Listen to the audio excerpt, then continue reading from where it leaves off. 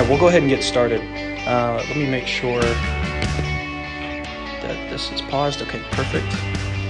All right, so we're going to talk today a little bit more on omniscience. And let me give you guys some outlines here. I have additional outlines for omniscience. So as you can see, just to review very briefly, if you look at the handout, we covered some different scriptural data concerning God's property of omniscience. And so we saw first that God knows everything that will happen, and we looked at some scriptures that affirmed that. Secondly, we saw that God knows the secret thoughts of each individual, right? He knows our hearts. And back in Hebrew terminology, the heart was basically your personality. And so God could know the secret intents. If you do something outwardly that might seem like it's good, God still knows if you're doing it for the wrong reasons. And so this is something that God knows. So he knows the secret thoughts of us. Thirdly, and even more startling, the scriptures affirm that God knows the future. Right? And then we looked at some passages that affirm that. And then finally, the scriptures also affirm that God cannot learn anything. There is no teacher that taught God what he knows. And we'll see that. We'll focus on that a little bit today towards the later part of class. But so I just wanted to give those scriptures for you on the outline here. They're obviously in the notes on the city, but you have them here today if you want to review them. So today we're going to turn to really look at the full scope of God's cognitive excellence. And so what we'll see is that this actually goes beyond omniscience. God's cognitive excellence goes beyond just omniscience. And so before we do that, though, we need to make some terminological distinctions here. We need to basically understand what this word proposition means philosophically, because there's a different definition in the philosophy of language that we need to understand what this word means and how it's being used here, so we're not thinking that it's like a proposition that we're voting for or anything like that. So we need to understand what this word means. It's not that difficult to understand, but we need to make that distinction really quickly, because the definition of omniscience includes this word and we need to understand it. So philosophers distinguish between statements and propositions. So a statement is basically a sentence or a collection of words. It's a way for us to communicate with each other. But a proposition, on the other hand, is the meaning of a sentence. And the meaning of a sentence is not actually a sentence. We can only express the meaning through sentences, but the meaning of a sentence is not actually a sentence. And let me give an example of this. So we have two different ways to express the same proposition or the same meaning. There's one sentence that I can give you, which is, my name is Cameron. And then a second sentence, which means the same thing, mi nombre es Cameron. Right? That's two different languages, two different sentences, but they mean the same thing. They have the same exact meaning. It's not that they have slightly different meanings. They have the exact same meaning. And so how can we have this? And so philosophers make this distinction between statements and proposition. And so a proposition is something that carries over. It's the same. And you can have different sentences that express the same proposition. And so again, all that we need to understand about propositions for this class is that a proposition is the meaning of a sentence. The meaning of a sentence, and that's going to help us. So it's not just the sentence itself, it's the meaning of it. And so we can understand that there's lots of different sentences that can express the same meaning or have the same meaning or express the same proposition. And so that can help us understand what we mean when we say that God knows all true propositions. Right? We know that he knows all truths. He knows the meanings behind the sentences. And so that's important. That's an important distinction to make. All right. So omniscience is typically defined in terms of truth. And this is how it is usually defined. For any true proposition, God knows and believes that proposition, and he does not believe any false proposition. I'm going to read that one more time. For any true proposition, God knows and believes that proposition, and he does not believe any false proposition. That is typically the definition of omniscience. And remember that Propositions are not sentences. We can only express propositions through sentences, but they are not sentences themselves. And so it's not about God knowing all the sentences. It's about God knowing all the propositions. And so God's being omniscient means that God believes and he knows every true proposition, and he does not believe any false proposition or any false statement. And so thus omniscience is defined in terms of God's propositional knowledge. And this is how it is traditionally defined, in terms of God's propositional knowledge. He knows all true propositions. That means he knows the past, he knows the present, he knows the future, because there are true propositions about the future. Right? If I'm going to be in church in an hour, that it's true that I will be in church in an hour. It's true that, in the future, that is a true proposition. And so God, on this definition, knows that, right? He knows every true proposition. If that is a true proposition, then God knows it. So down at the bottom where it says he does not believe any false proposition, I actually took that to mean he can believe something is false. I mean, he can believe that there's a false proposition. Well, he does not believe that a false proposition is true. But that doesn't, right. I agree with that statement. Yeah. But that last statement seemed a little bit odd. Okay. Yeah. Well, that's what it means, is that he does not believe or know any false proposition. Right. Then that makes sense. Right. And so, again, he knows your very thoughts, right? He knows the secret intents of our hearts. And so these are truths. There are truths there, true propositions there about the intents of our heart. And so these are things that God knows. But even omniscience, as I was saying before, does not exhaust the scope and excellence of God's knowledge, of God's cognitive excellence. And philosophers have noted that in addition to propositional knowledge, there is also a kind of non-propositional knowledge. A knowledge that does not involve anything of a true proposition. And so this will be very interesting to look at today, because most people think that God is just omniscient, right? And that's the full scope of his cognitive excellence. But we're going to see that it goes beyond that. And to understand that, this is the definition, the traditional definition of omniscience. And so when we say that we're going beyond omniscience, we're just to say that we haven't yet exhausted God's full cognitive excellence. That's not to say that we're discovering some knowledge that he didn't have before. No, he's always had this knowledge. But we're just saying that God's cognitive excellence goes beyond this definition of omniscience. Does that make sense? And so there is this sort of non-propositional knowledge. And so what is this non-propositional knowledge? Well, philosophers call this self-knowledge, and it's on the handout here. I wanted to write that down so that we can all be on the same page. It's self-knowledge. And so basically we view propositions from different perspectives. From different perspectives. Suppose you just learned that Cameron is hungry. Obviously you are going to have a different view of that proposition than I will. Right? So when I know that Cameron is hungry, I'm going to try to find food. Right? But if you know that Cameron is hungry, you're going to do something different. You might not care. You might want to go find some food and help me out. But there's these different perspectives that we have. Right? And so, like I said, since I know that I'm Cameron, I know that I'm going to go try to find something to eat. And so the reason the knowledge is different is that we each have our own perspective, or each our individual perspectives here, which is to say that we as persons have an innate self-knowledge. We know who we are, right? I know that I'm Cameron, and you know that you're not Cameron.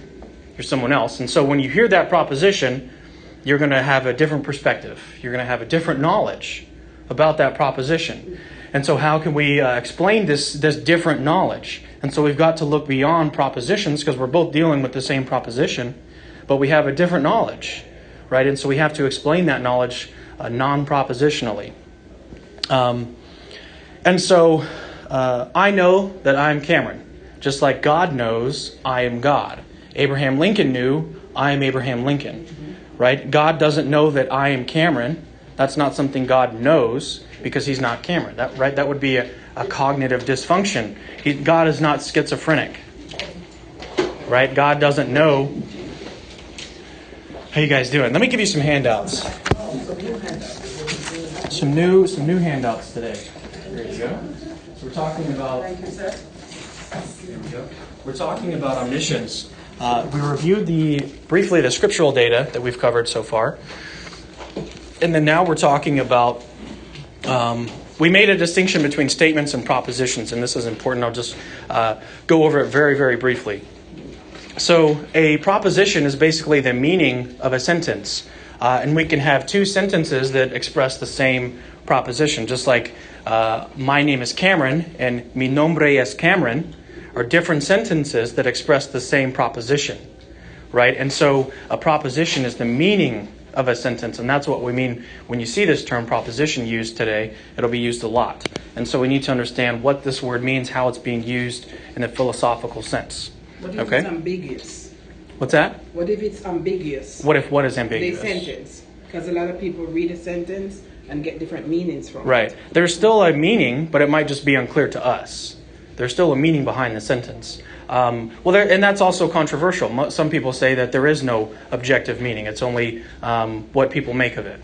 So that's an open question that we're not really addressing here.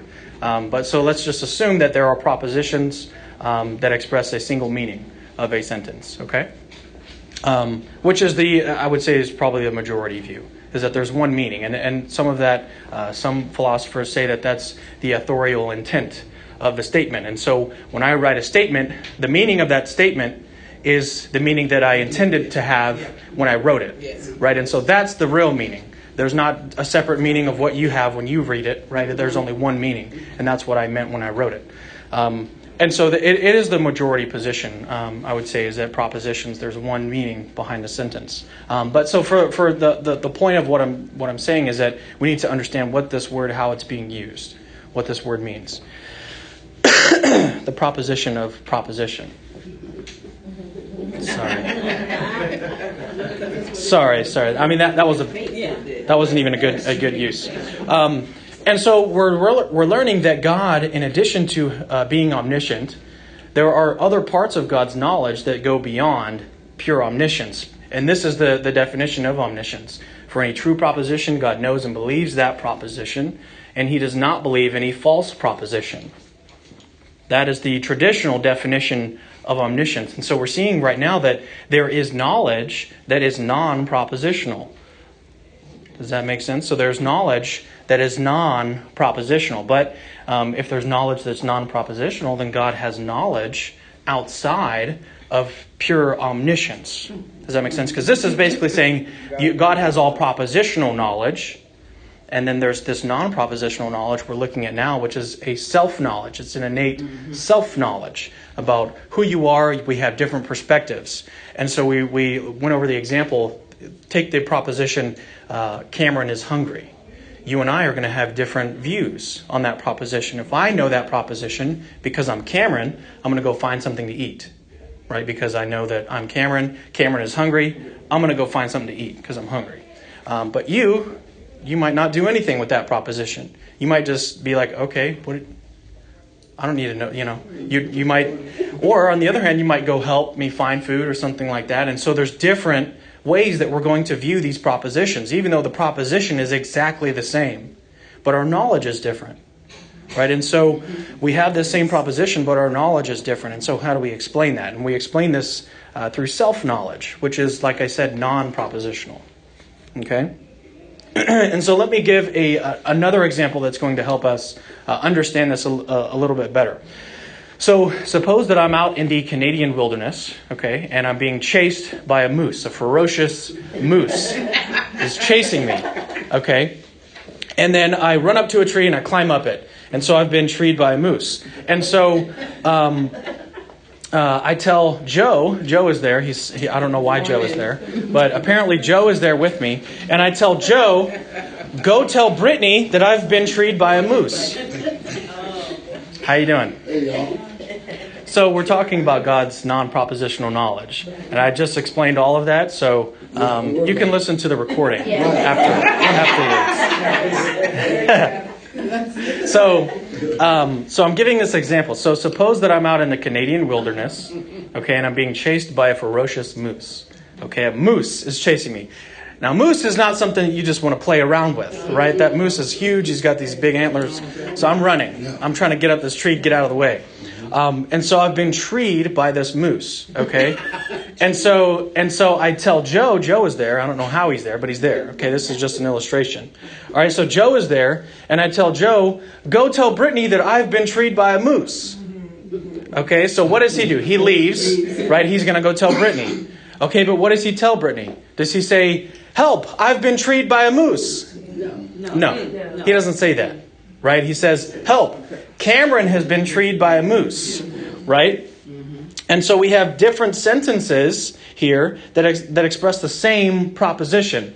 It's the same exact proposition that I was telling Joe, help, I've been treed by a moose. And he goes and he tells Brittany, Cameron has been treed by a moose. These are different sentences, but they express the same proposition. Yeah, right. But we're reacting to this situation differently. Yes. When I know, help, I've been treed by a moose, I hang on for dear life. Right. I'm not trying to fall off this tree and get mauled by this moose. Right. But Joe, when he hears that proposition, he goes and runs and gets help. Yeah. Right? And so we react to this same proposition differently. Right. And so we want to understand how can we explain this.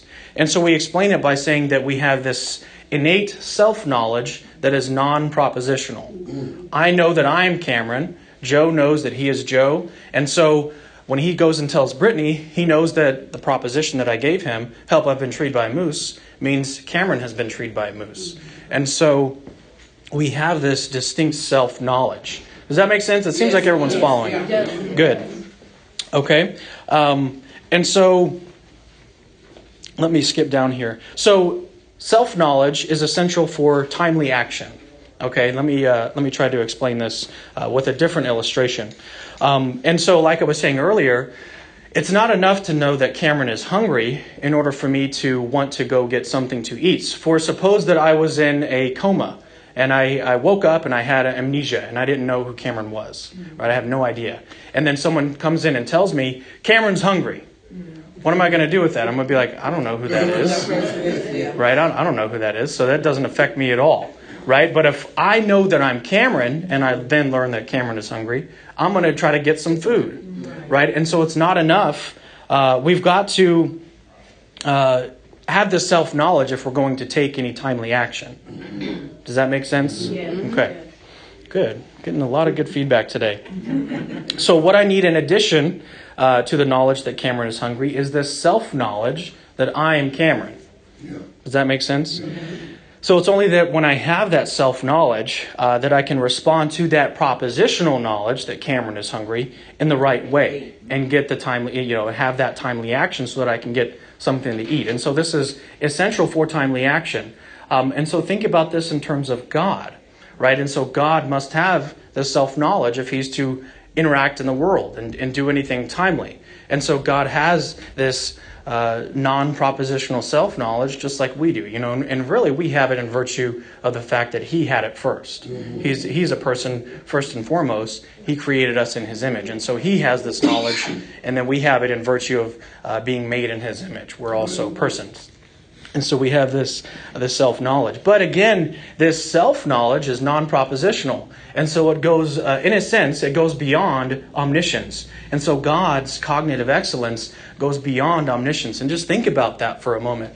We've thought in the past that God is like, he's omniscient and, that's wonderful and everything. But then we learn, wait, there's this whole other thing that goes beyond propositional knowledge that God has. And it's the self-knowledge, right? And so God is more than just purely omniscient. And so let me give one last example. So suppose that you gave a computer, you gave it all the propositional knowledge there is. Okay, and you refrain from actually giving it self-knowledge. Okay, so it doesn't know who it is, doesn't know what it is, it can't refer to itself, it doesn't know any of that. It does not have self-knowledge. Okay, but it has all propositional knowledge. It knows all truths, just like this. We can imagine this scenario happening, however it might happen. But just suppose that we can accomplish this somehow. And so, how would this computer know to do anything? it can do what you tell it to do, but right. But if you tell it you need to go do this, it's going to be like, who is you, right? Because it doesn't have any self-knowledge, right? And so this self-knowledge is essential for timely action, for being able to understand who you are and how you relate to others, your perspective on these propositions, your own personal perspective. And this is partly due to the fact that we are, again, persons, right? We have our own perspectives on these propositions. And so, and you might be thinking, well, we've seen the extent of God's cognitive excellence, right, after we've learned this. But no, we're going to go one step further, okay? So in addition to propositional knowledge and this self-knowledge, it also is interesting how one comes to know these facts. So suppose that we have two different beings, okay? We have one being one and being two, okay? Being one has all propositional knowledge innately, okay? It just knew from eternity past that it had all this knowledge. But then suppose being two is also omniscient. It has all propositional knowledge. It has self-knowledge as well. Both of these beings have this. But suppose that being two was taught all these things by being one. Okay, so being two basically learned to be omniscient by what being one told him. Okay, so he learned it all. Being two learned it all. So it would seem that being two is not necessarily as cognitively excellent as being one, because being one had it all innately. Does that make sense? And so it also, it's interesting that, and we also saw in the scriptures that it says that God was not taught anything, right? He didn't have a teacher who was teaching him the knowledge that he has. And so that is another thing that is important when we're thinking about God's cognitive excellence. The fact that he didn't have a teacher that taught him what he knows, right? He has all of this knowledge innately. And so that, I think, is hopefully going to broaden your thoughts about God. And this is really where philosophy helps to expand our adoration of God's majesty and his greatness, right? And we can see that beyond omniscience, what we traditionally think of God's cognitive excellence, we can go beyond pure omniscience, and we can understand that God is also has self-knowledge, right, which is non-propositional, and then he also has all of his knowledge innately. He didn't learn what he knows from any other being, right? And so that, I think that really shows God's excellence, right, in his cognitive excellence and how great he really is. And so that's what I wanted to cover today. So I'm going to go ahead and open it for discussion. It seems like we were able to really grasp this concept, though, today. So I'm happy about that. Conroy. So, he didn't even raise his hand. I just know. Portion of it, Yeah. Does that encompass everything, or does it encompass the self innate? So this is a good question. Because, So yeah, go ahead. when we talked about omniscience last time, Right. we said that omni means all. It's the Latin word for all. And then scientia means knowledge. And that's where we get the word science, is actually from the Latin word scientia, which means knowledge. And so omni, knowledge, seems to say that it's just all knowledge, right? And so it would seem that it would include self-knowledge as well. But it wouldn't include how one became knowledgeable. Right, and so that wouldn't necessarily cover it. Right. But the question is, so what about self-knowledge? Is it still included in there? But the thing to point out there is that this is how omniscience is traditionally defined by pretty much everyone. And so we're seeing that there's this propositional knowledge, and so God's omniscience is usually defined this way. And so if you want to include that, you could include it at the end Right. of the definition. You could say, and self-knowledge. Right, because that definition is restricting knowledge to proposition only. Right. And so, like I'm saying, you could change the definition Right, okay. and add that, and self-knowledge. And self-knowledge, okay. So you could do that, but I'm just pointing out that this is how it's traditionally defined. That's what And so it's interesting to see that God's knowledge is typically defined in terms of his propositional knowledge. And so now we're understanding that there is this sort of non-propositional knowledge. Right? And so you can still include that in the definition if you want. But we're still understanding this is a new concept that we've learned today. And so we can understand God's true cognitive excellence a little bit deeper than we did before. And so that's a good question. It's it's not that big of a deal. We can just amend the definition if we wanted to include that in there. But the point would be that it's just that's how it's traditionally defined. Yes. What about people? We have always heard that we only use a certain percentage of our brain. Okay. Very limited. But then you look at folks that are geniuses, that has a higher capacity of absorbing whatever. So for these people, do you think they have a better understanding if they are in theology? I mean, thinking of, do you think that they have a better grasp or maybe a better understanding, because everybody has a certain degree Sure. of knowledge. So how Sure. do you, I mean... First, I would say that the part about us only using 10% of our brain, I think that's been debunked recently in science. Like that's just something that's popular. It's a popular thing to say, is that we use 10% of our brains. But in reality, we use all of our brain. It's just a matter of one person might be smarter than another person. And so that's really the only response, is that we have limitations on our cognitive abilities, whereas God does not have any sort of these limitations, right? He's not bound by any physical material object, and we are traditionally, Christians believe that we are both bodies and souls, and so our mind is essentially a non-physical object, but we are still bound by the physical body here while we're on earth. And so we're bound by the limitations of our brains. And so if our brain is not supposedly as developed as another person who's a genius, right, then we're going to have limitations in that sense. But I'm thinking of those people that have a higher capacity of knowledge, that they could, what I'm getting here is that they could brainwash, or they could, you see all these different cults that they prey on people that are less, and so I'm thinking about those folks that they know the word, however they distort it by trying to get people to be in their cult, and so they can use it as a way. I know it's a human aspect, but I'm thinking that these folks we have to be very careful, because even the different faiths that we have now, they're able to manipulate, right? So that we, you see what I'm trying to say.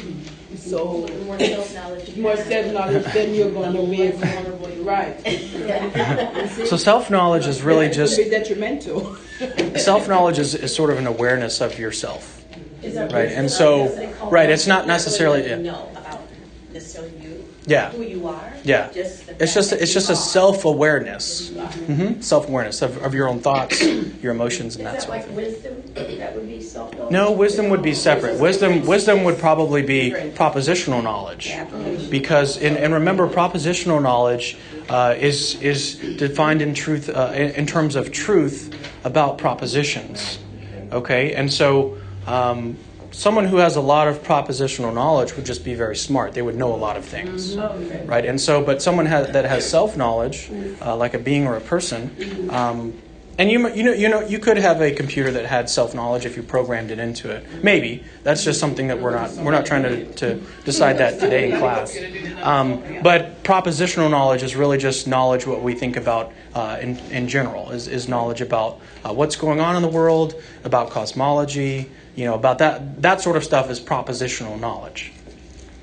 So do you believe that because you said the computer may have that if it's programmed. So do you believe that we are programmed by the one who has the omniscience and the... I would say that at least as so far as we are persons, that yes, because we are made in God's image, because we are persons and we're made. We have self-knowledge in virtue of the fact that He has self-knowledge, and so in that sense, yeah, self-knowledge is sort of programmed into us. But the knowledge that we have, the propositional knowledge, that's the result of a lot of different things. It could be the result of God orchestrating it all, but it depends on where we are, who we're hanging around with, what school we went to, and all sorts of stuff. It defines our propositional knowledge.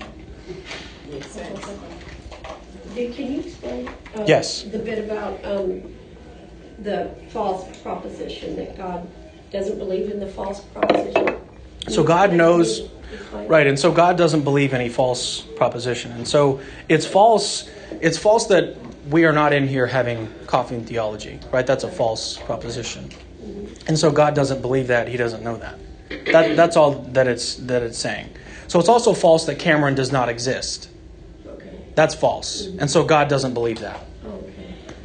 And so just think about it in terms of examples. And so, like for instance, I'm drinking coffee. It's not true that I'm not drinking coffee. Right. And so God does not believe that, right? He wouldn't believe that Cameron is not drinking coffee. Right. Because it's true that Cameron is drinking coffee. Okay. Okay. So he does not believe any false proposition. Okay. Any other comments or questions? All right, so let me do this. So next time we're going to discuss a really interesting subject. And so today I want to open it for discussion, just your first thoughts. Okay? So there's been a problem that has been identified by theologians over the last however long. It's been a long time that Christians have thought about this problem.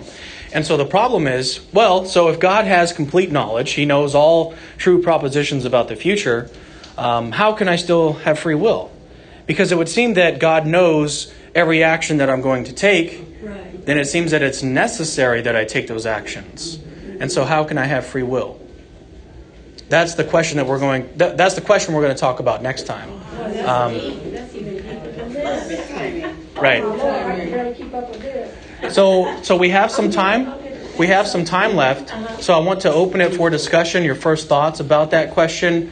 And then next time we're going to discuss it and provide some solutions and answers for that. Which will be a little technical, but like today I'm going to break it down really, really far. So You're saying that God give us a free will. let me repeat the question. Yeah, repeat the question. Let me repeat the question. So the question is, so if God has complete foreknowledge, he knows everything about the future. Mm-hmm. He knows every step we're going to take throughout our entire lives. He has all propositional knowledge. Then how is it that we are free? How is it that we still are able to choose between this or that if God knows what I'm going to choose in the future? Right? And so that's the question. How is this possible?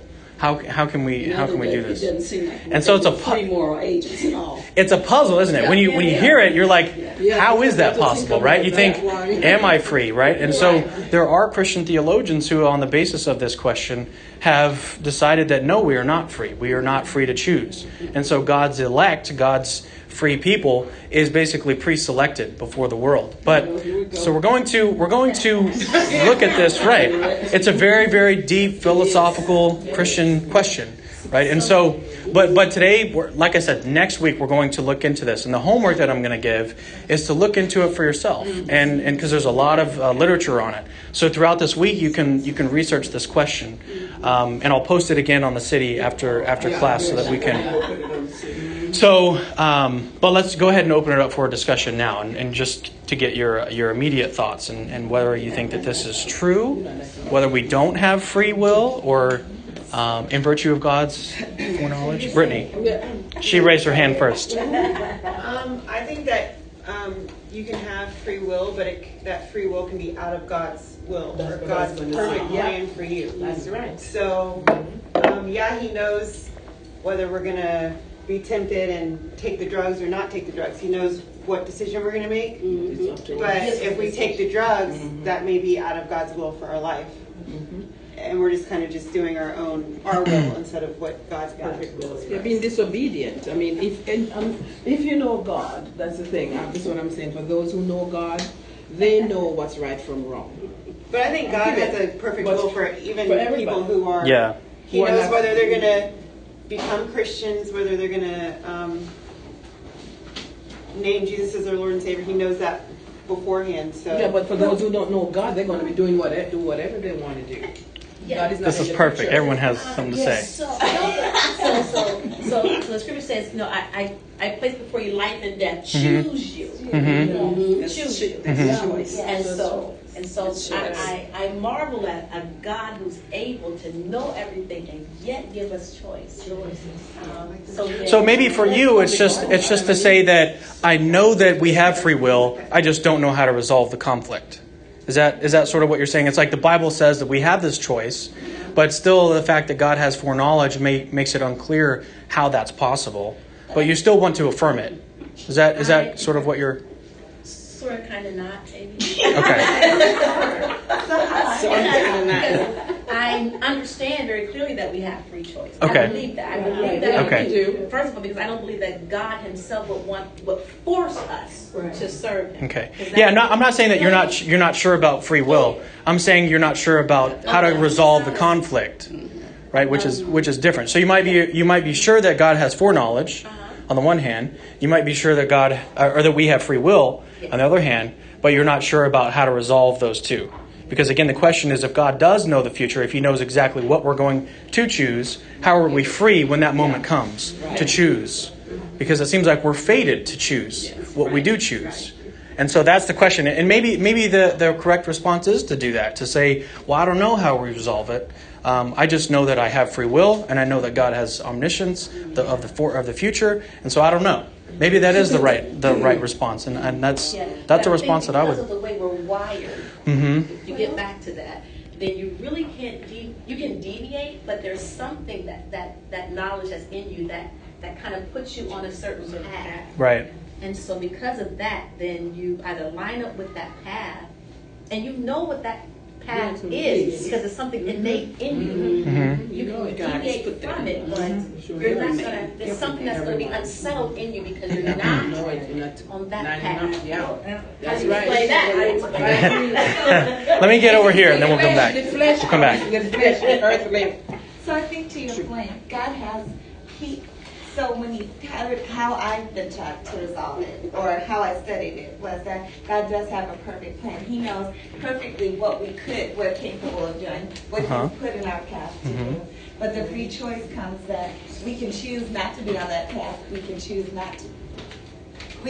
to be on that path, or we can choose not to be, and that's the free choice part. Like, so when He says He knows your end from your beginning, He knows what we're capable of in His perfect plan. But the free will comes in that we can choose to come off of it, come on it, and innately we know what we should do. But because we have the ability to get off of that, we can do that, and it changes, yes, what He's intended for us to perfectly do, but it doesn't mean that we don't have the ability to get back on that path. So would you deny that God knows what we will do? No. Okay. I think He knows the capability So of us going either way. But He also not only does He know the options, He also knows what we will choose. Ultimately. Yes. I think He ultimately knows that, but I think He also, that's the ability. I mean, He knows what we're, well, I don't know if He knows. I'm not that part. So A little bit of it. So it's okay. Look. This is a really difficult question to deal with, and so don't feel bad. I mean, especially if this is your first time hearing it, right? And so there are responses out there. There's really good responses. We're going to talk about that next time. But today I just want to get your initial thoughts, and this is perfect. This is exactly what I want. Is just your initial thoughts about the question. Maybe if you agree or if you disagree, you're withholding judgment. You don't know. So, Yeah. did you have Yes, my conflict is with, because I'm married to a Jew, but God made him a Jew. He made his family. You know what I'm saying? So then how could everybody, be ugly or whatever? You know what I'm saying? We Right. fight about those things, but God made him to be a Jew. Right.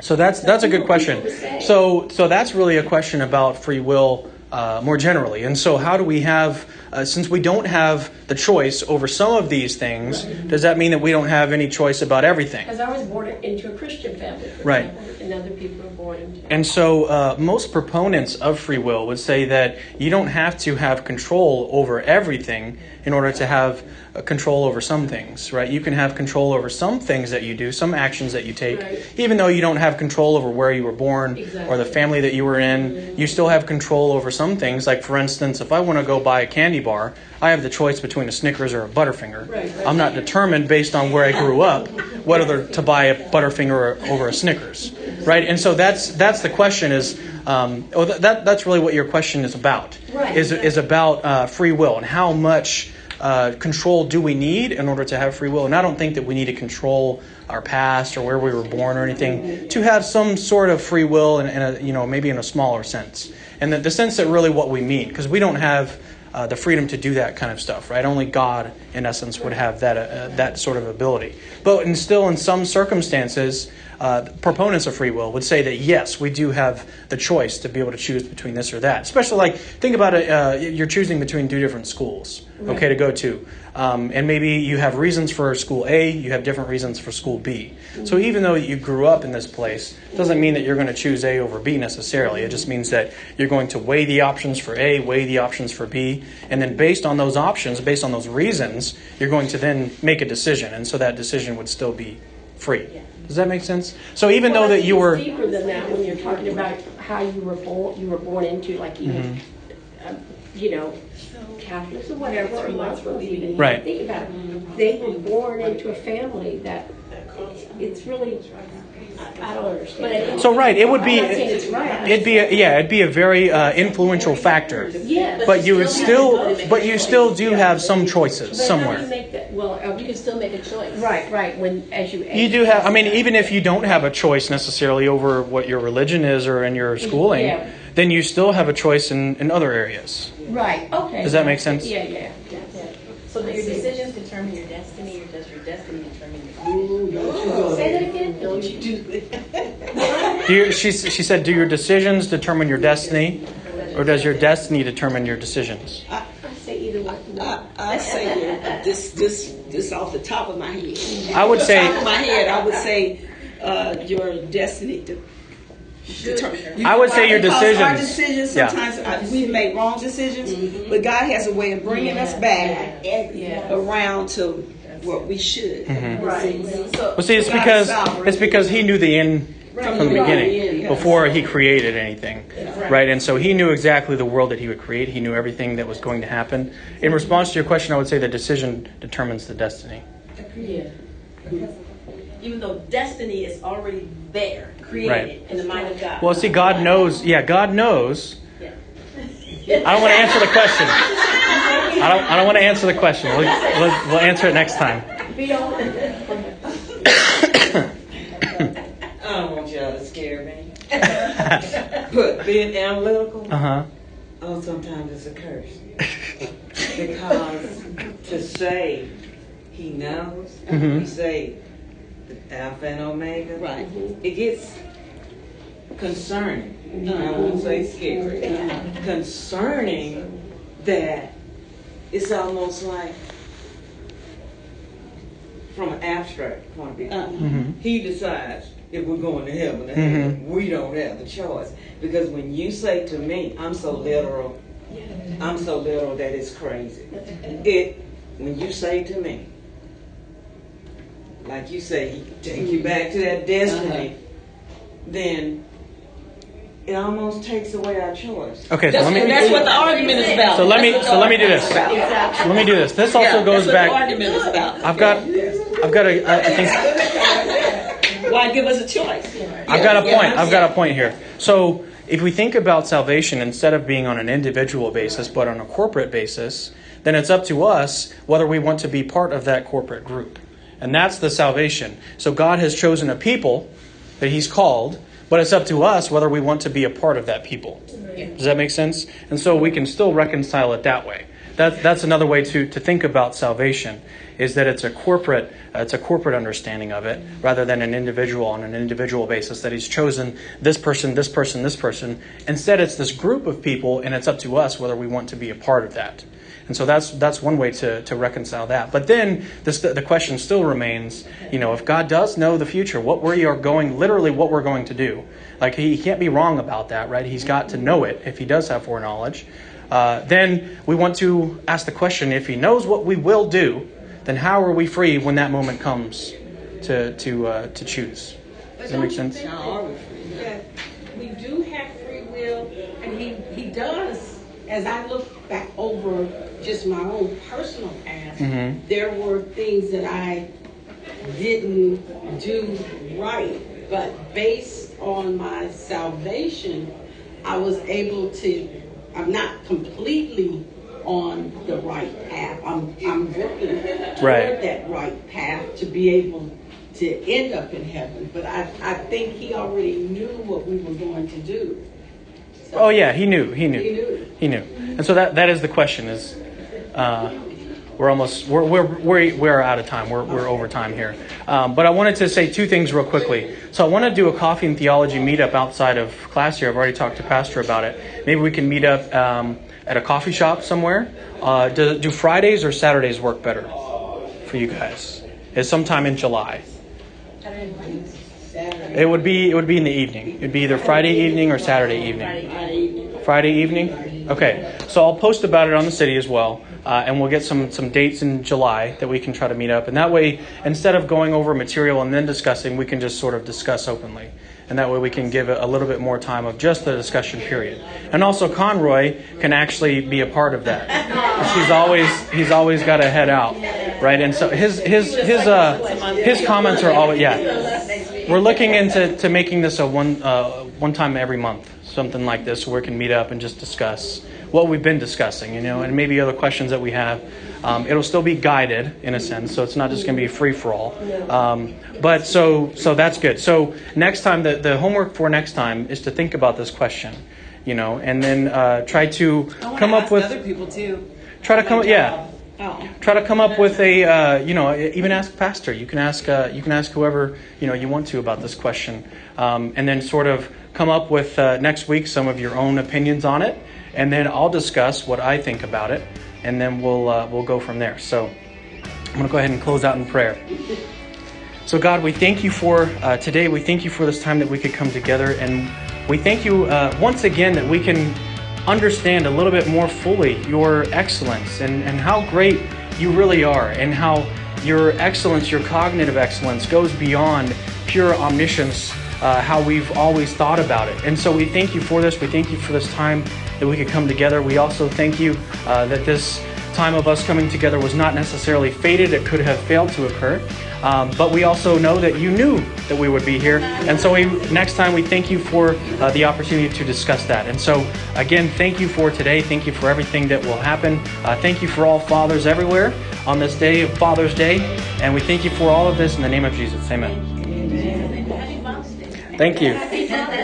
Thank you.